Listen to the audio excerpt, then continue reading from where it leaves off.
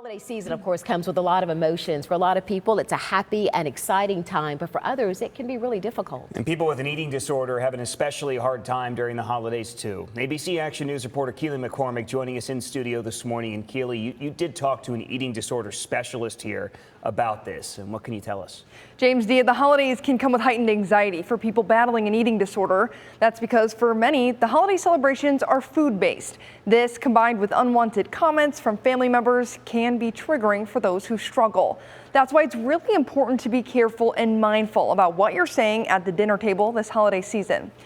You may not know someone in your family has an eating disorder. Either way, there are some things to avoid talking about.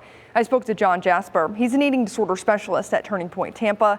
He said avoid talking about what's on someone else's plate. Just focus on the food you're eating and try not to push food onto your other family members. Commenting on how people look as well, because sometimes around the holidays you may not have seen your family for an extended period of time. So asking them about weight gain, body changes can also be a trigger for people in recovery. Even if you mean it as a compliment, body image should not be a topic of conversation at the dinner table. If you are aware that someone in your family has an eating disorder, there are some things you can do ahead of time to ease their anxiety. Give them a heads up for what's on the menu. Jasper says this allows them to make mindful food choices beforehand. Also, reach out and ask if they have a preference in how things are cooked. This shows care and will help them feel safe.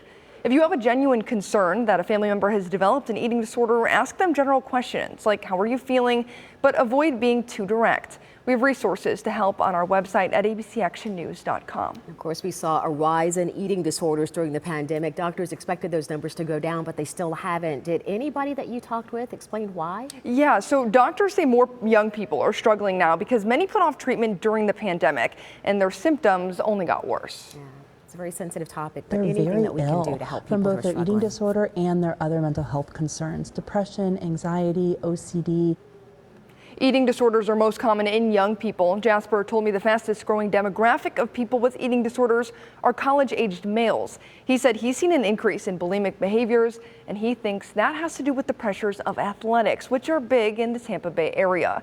It's important to keep this in mind as you gather with family for the holidays. We have all this information and more resources available on our website at abcactionnews.com.